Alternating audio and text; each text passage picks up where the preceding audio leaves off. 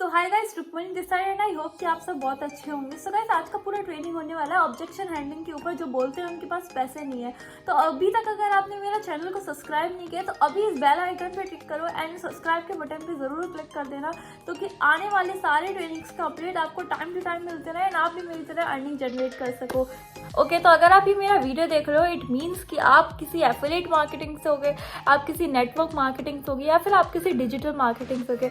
मतलब आप किसी मार्केटिंग फील्ड से ही हो, इसलिए आप ये मेरा वीडियो देख रहे हो। तो मार्केटिंग फील्ड में, एफिलिएट मार्केटिंग में सबसे बड़ा ऑब्जेक्शन हमारे पास आता है, वो ये है कि हमारे पास पैसा नहीं है। लोग बोलते हैं, जब हम कॉल करते हैं उनको या फिर सेल्स क्लोज करते हैं, वो बोलते हैं कि हमारे पास पैसा नहीं है। तो हम क्या सोचते हैं, पैसा नहीं है इट मीन्स ये स्टार्ट नहीं कर सकता है, या फिर पैसा नहीं है तो हम उस लीड को छोड़ देते हैं, या फिर पैसा नहीं है तो हमें उसको ज़्यादा ध्यान नहीं देते हैं। तो ऐसे लीड को बिल्कुल भी नहीं छोड़ना है, क्योंकि पैसा नहीं है, वो तो वो जा ही रहा है कि इसके पास पैसा नहीं है। तो ऐसे लोगों को बिल्कुल नहीं छोड़ना है। कुछ ऐसा खेल जाओ, कुछ ऐसा उसको कह दो कि उसका जब भी बिजनेस करने का मन स्टार्ट करे तो वो आपके पास आए, आपके पास आकर ज्वाइन है। कुछ ऐसा आपको ऑब्जेक्शन हैंडलिंग में उससे बोलना है। तो मैं अगर आपको खुद का रियल लाइफ एग्जांपल अगर मैं आपको बताऊं, जब मैंने इस बिज़नेस को स्टार्ट किया था, जो मेरे मेंटोर थे उन्होंने मुझसे बोला था कि इस बिज़नेस को स्टार्ट कर लो, ये इन्वेस्टमेंट है और ये स्किल्स आपको दी जाएंगी, इतना इतना आप अर्न करोगे, ये आपका प्रॉफिट है। ओके, तो मैंने सब कुछ समझ लिया था, मैं सब कुछ जान गई थी, मुझे पता भी था कि ये कोई स्कैम नहीं है, ये अच्छा वर्क है। बट फिर भी मेरे पास पैसे भी थे, बट मैंने उनको कॉल पे बोल दिया था कि यार मेरे पास तो पैसा ही नहीं है। सो वॉट नाउ, उन्होंने मुझे वहाँ छोड़ा नहीं, उन्होंने मुझे कुछ ऐसी बात बोली कि वहीं गेम चेंज हो गया और मैंने उनके साथ बिजनेस स्टार्ट कर लिया। और बिजनेस को स्टार्ट करने के बाद सच में मेरी लाइफ चेंज हो गई।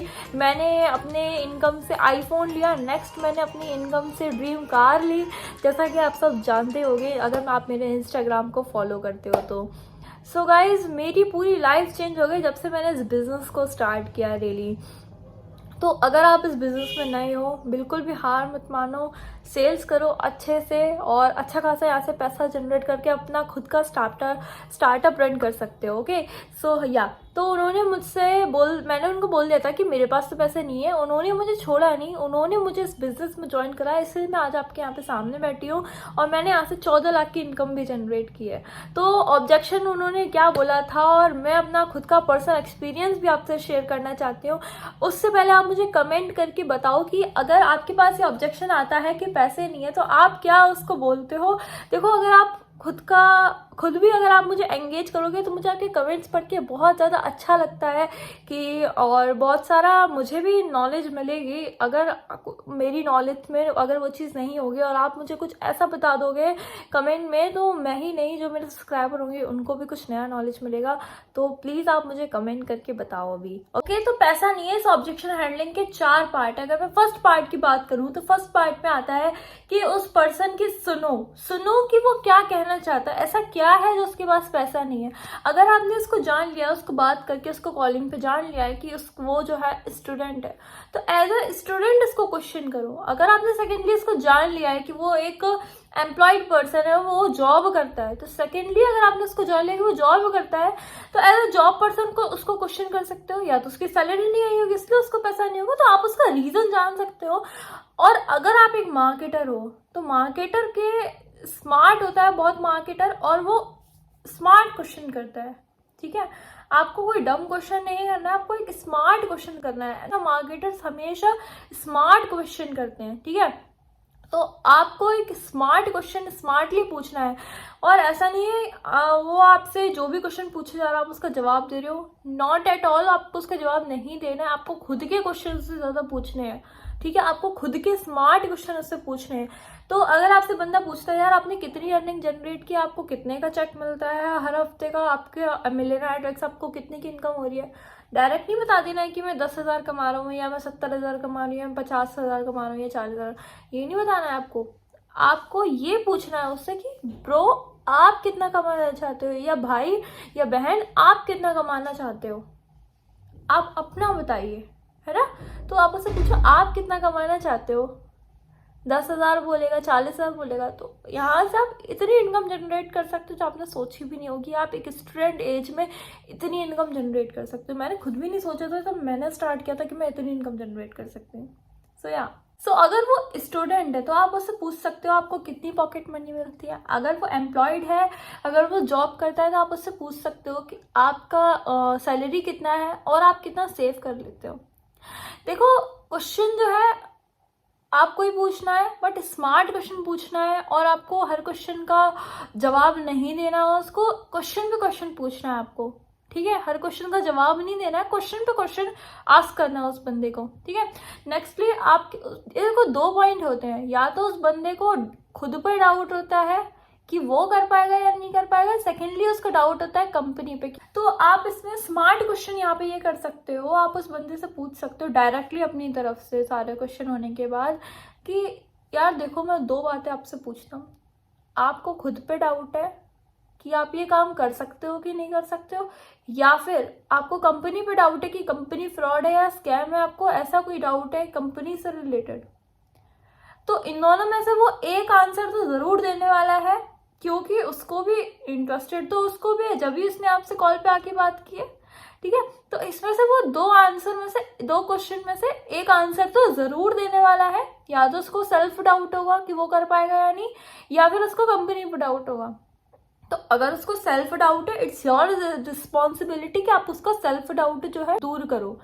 और अगर उसको कंपनी पे डाउट हो रहा है तो आप उसको कंपनी के सर्टिफिकेट सेंड कर सकते हो।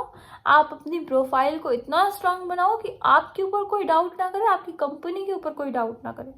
तो अपना स्ट्रॉन्ग पॉइंट आपको खुद लेके चलना है बेसिकली। तो यहाँ से आपको क्लियर हो जाएगा कि उसको अपने ऊपर सेल्फ डाउट है या फिर उसको कंपनी के प्लान के ऊपर डाउट है। तो यहाँ से आपको जब क्लियर हो जाएगा, तो अगर आपको सेल्फ डाउट होगा तो आप उससे सेल्फ डाउट वाले क्वेश्चन पूछोगे, और अगर उसको कंपनी के प्लान पे डाउट होगा तो आप उसको कंपनी के प्लान के डाउट से उसको क्लियर करोगे। तो यहाँ पे आपको खुद ही रिलेट करना है उस बंदे से।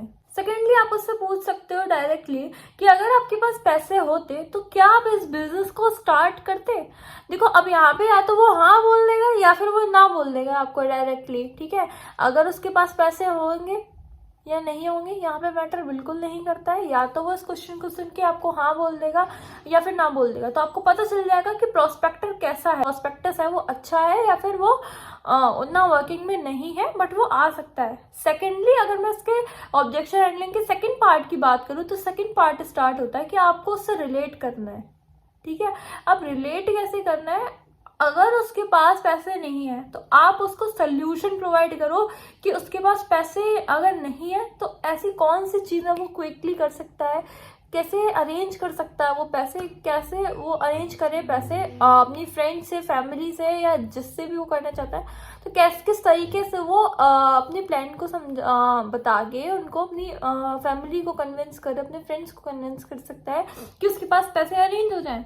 तो आपको सेकेंडली रिलेट करके उसको पैसे अरेंज करवाने का सोल्यूशन देना है बेसिकली। रिक्शे वाला इतने पैसे जमा करके ई रिक्शा बाय कर सकता है, भले ही उसने वो लोन पे लिया हो या वो फाइनेंस करके उसने हाफ पेमेंट, डाउन पेमेंट करके उस रिक्शे को खरीदा हो, बट उसने एक ई रिक्शा खरीदा, ठीक है।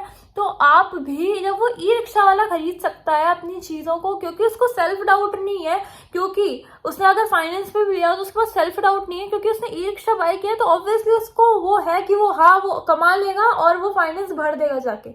तो अगर आप इस बिजनेस को कर रहे हो तो आपके पास सेल्फ डाउट बिल्कुल नहीं होना चाहिए कि आप इस बिजनेस को कर पाओगे कि नहीं, ठीक है।